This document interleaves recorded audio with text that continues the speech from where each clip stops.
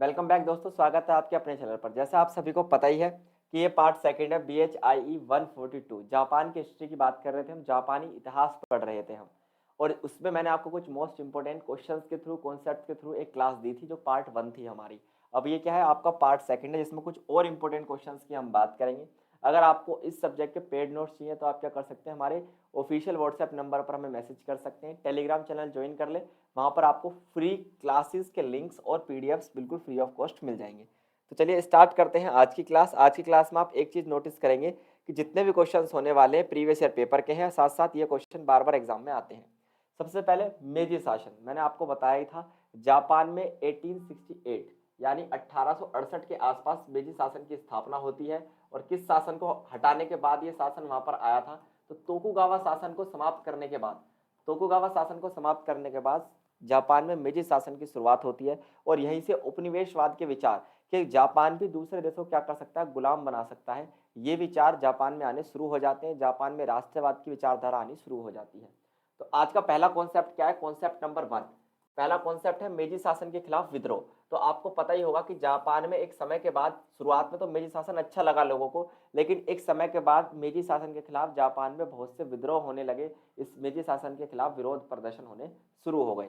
तो ऐसा क्यों हुआ, उसके बारे में यहाँ पर हम जानने की कोशिश कर रहे हैं। देखो, मेजी शासन जो 1868 से लेकर 1912 तक चला, जापान में कई विद्रोह हुए। इन विद्रोह के कई कारण थे। सबसे पहले विद्रोह के कारणों को जानने की कोशिश करते हैं। पहला है राजनीतिक परिवर्तन। सम्राट मेजी के नेतृत्व में शासन की स्थापना हुई थी। मैं आपको पहले ही बता चुका हूं ये बात कि मेजी शासन की स्थापना किसने की, सम्राट मेजी ने।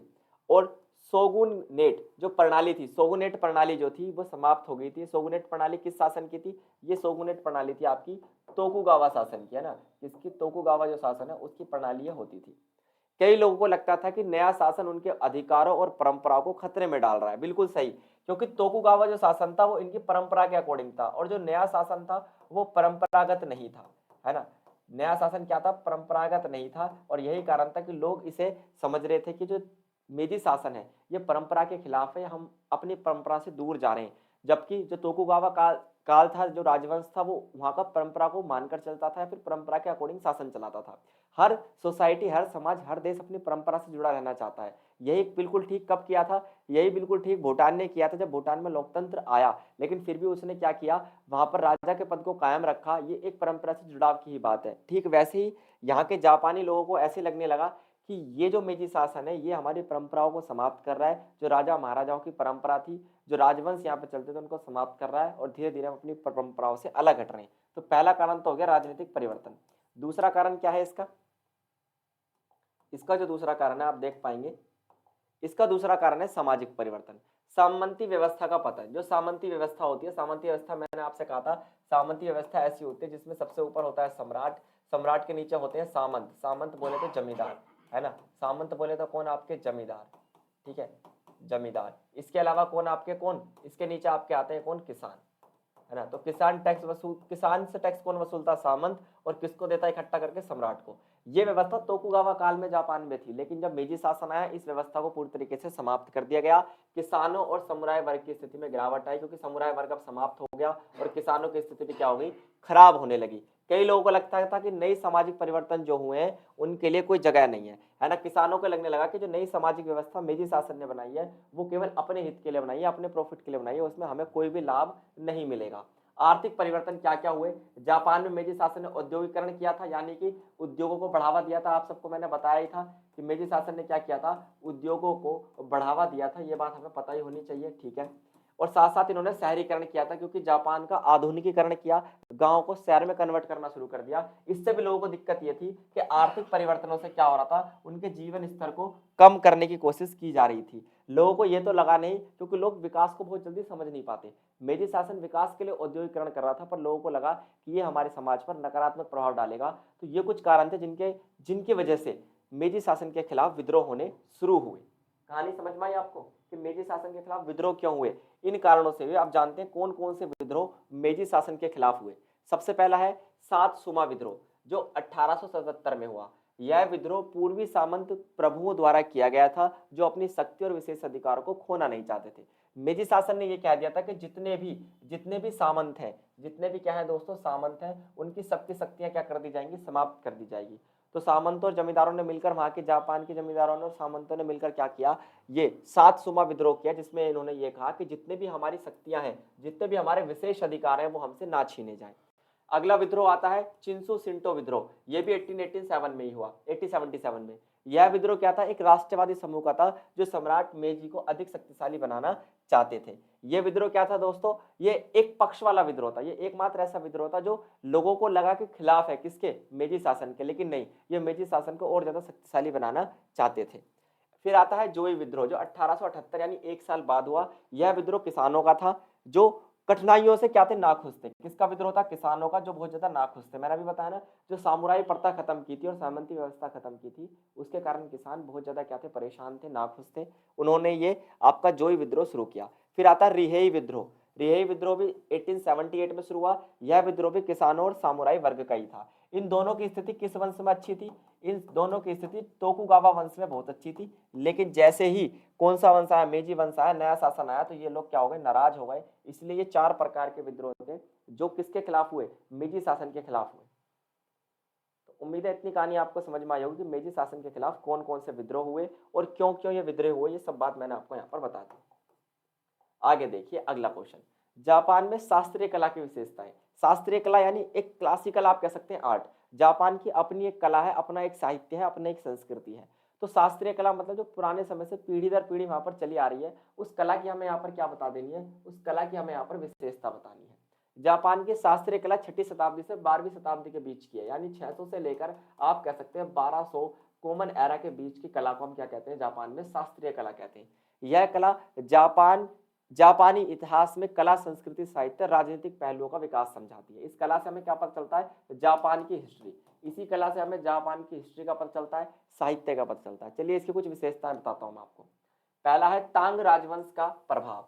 जापान में शासन करने वाला जो तांग राजवंश था, उसने क्या किया, जापान की कला हो, चाहे संस्कृति कल्चर हो, चाहे लिटरेचर हो, चाहे पॉलिटिकल हो, या फिर उसका रिलीजन हो, सब पर इफेक्ट डाला इनकी चित्रकला ने।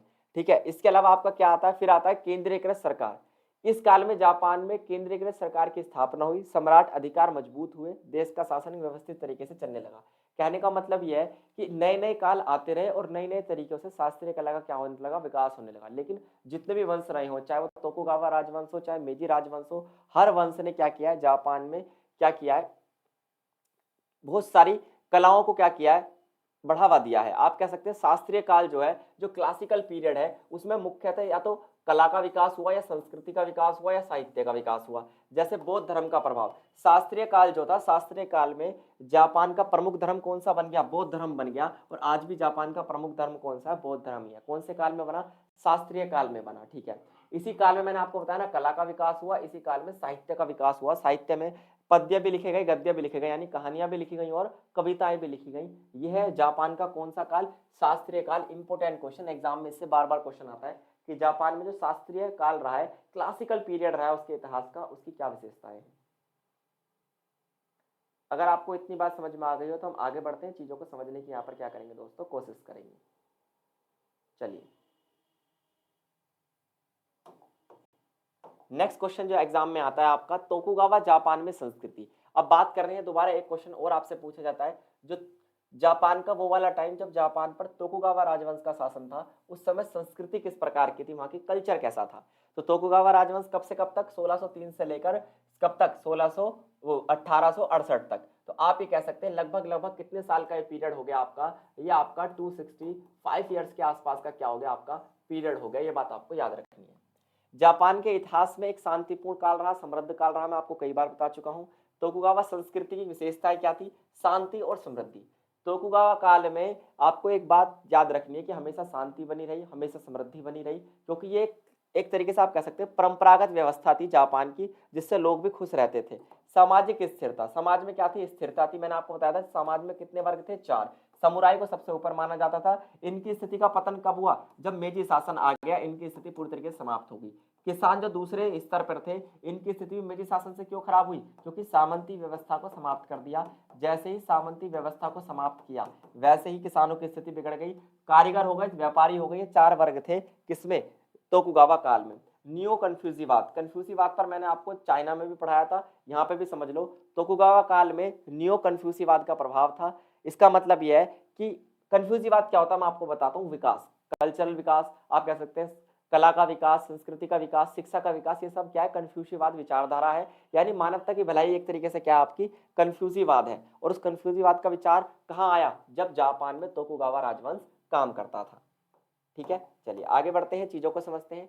तोकुगावा जापान में बौद्धिक विचारधारा, अभी हमने संस्कृति की बात की, अब हम बात किसकी कर रहे हैं, अब बात कर रहे हैं विचारधारा किसकी, बौद्धिक विचारधारा।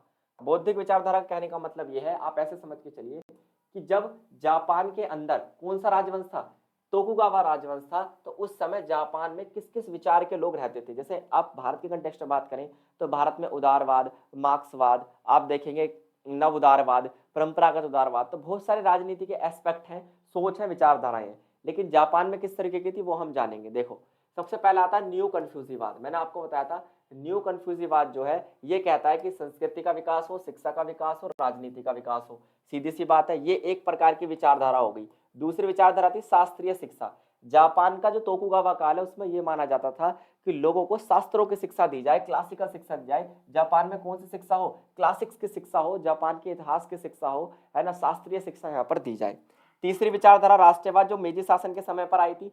तोकुगावा काल में भी राष्ट्रवाद का उदय हुआ था, लेकिन सबसे ज्यादा विकास कब हुआ राष्ट्रवाद का, मेजी शासन के समय, है ना, उन्होंने राष्ट्रवाद को ज्यादा बढ़ावा दिया। यहाँ पर बात की गई है कौन से की, तोकुगावा काल की। क्योंकि देखिए देश से प्रेम तो व्यक्ति को हमेशा रहता है। बस जापान में इतना सा था कि तोकुगावा काल के समय तो थोड़ा सा राष्ट्रवाद की भावना कम थी, लेकिन जो मेजी सैनिक शासन था उसमें ज्यादातर आपको राष्ट्रवाद की भावना देखने के लिए मिलेगी।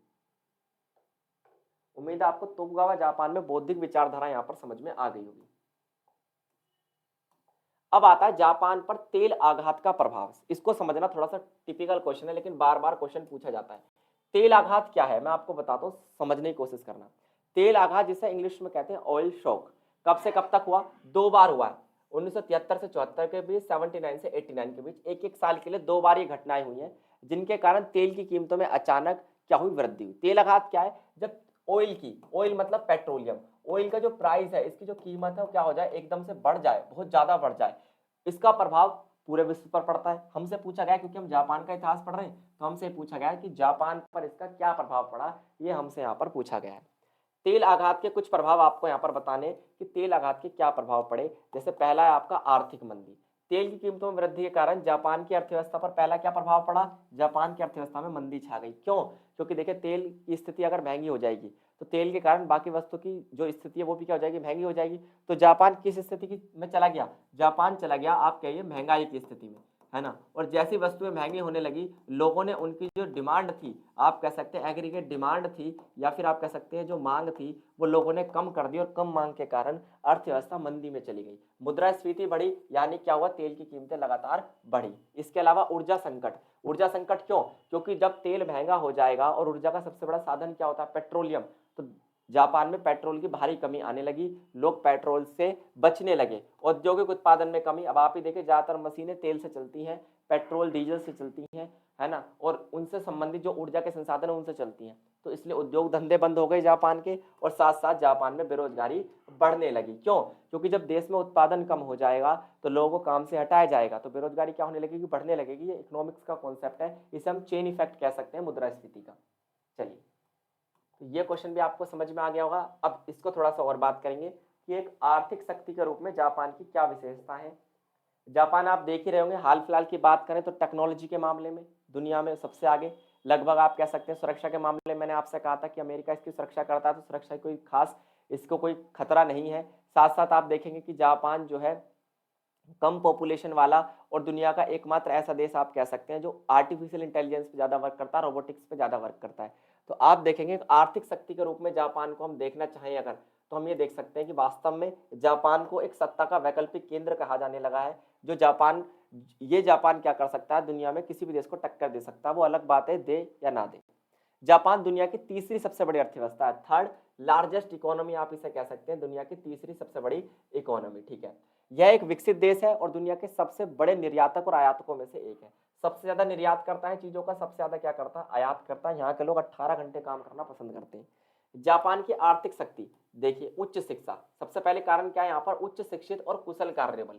कार्यबल बल क्या होता है मैं आपको बता देता हूँ, इसे हम इंग्लिश में कहते हैं वर्क फोर्स, है नहीं। वर्क फोर्स का मतलब है आप कह सकते हैं काम कर रहे लोग। वास्तव में काम कर रहे लोगों को क्या कहते हैं? हम कहते हैं वर्कफोर्स यानी कि कार्यबल। तो जो लोग देश में काम कर रहे होते हैं वो देश का कार्यबल होते हैं। और जापान का ज़्यादातर कार्यबल क्या है? शिक्षित पढ़ा लिखा है और उसके अंदर बहुत से टैलेंट है। एक एक व्यक्ति कई कई टैलेंट क्या रखता है अपने अंदर, रखता है। साथ साथ मजबूत विनिर्माण क्षेत्र, विनिर्माण क्षेत्र मतलब इनकी जो इंडस्ट्रियल एरिया है वो बहुत ज़्यादा क्या है? मजबूत है। जैसे ऑटोमोबाइल्स के मामले में बहुत आगे, इलेक्ट्रॉनिक्स के मामले में बहुत आगे, मशीनरी के मामले में बहुत आगे। जैसे सोनी कंपनी, आपको पता है कहाँ की कंपनी है सोनी?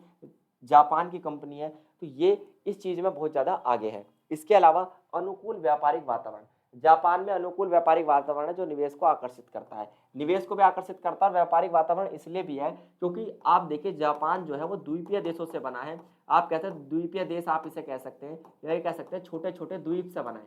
अब जिन लोगों को नहीं पता मैं बताता हूँ, द्वीप का मतलब होता है एक ऐसा भूभाग क्षेत्र जो चारों तरफ से पानी से घिरा हो। और जापान छोटे छोटे किस्से द्वीपों से मिलकर बना देश है जिस पर बहुत सारे बंदरगाह बने हुए हैं और व्यापार के मामले में बहुत अनुकूल वातावरण वहाँ पर है। इलेक्ट्रॉनिक्स के मामले में आगे है, टेक्नोलॉजी के मामले में आगे है और सेना की खास जरूरत नहीं है। एक बात याद रखना कि संविधान के अनुच्छेद 9 के तहत, हमारे संविधान नहीं, जापान के संविधान के अनुच्छेद 9 के तहत वो कोई सेना नहीं रखता। उसकी सुरक्षा की सामूहिक जिम्मेदारी अमेरिका ने ली हुई है। ठीक है, तो उम्मीद है इतनी बात आपको समझ में आई होगी जापान एक आर्थिक शक्ति के रूप में। और ये पीडीएफ्स आपको हमारे टेलीग्राम चैनल पर भी मिल जाएंगी। तो आज के लिए दोस्तों केवल इतना ही। थैंक यू, धन्यवाद, नमस्कार। और आज के बाद जो हम क्लास लेंगे वो लेंगे BHIE। यहाँ तक हमने क्या पढ़ा है? BHIE 142। और इसके बाद हम क्लास स्टार्ट करेंगे BHIE 143 की 2 क्लासेस लेंगे। और 15 मार्च तक हम हिस्ट्री के ज़्यादातर कोड कवर कर चुके होंगे। जाइए प्लेलिस्ट सेक्शन चेक कीजिए और अपना मनपसंद कोड फ्री ऑफ कॉस्ट पढ़िए। धन्यवाद।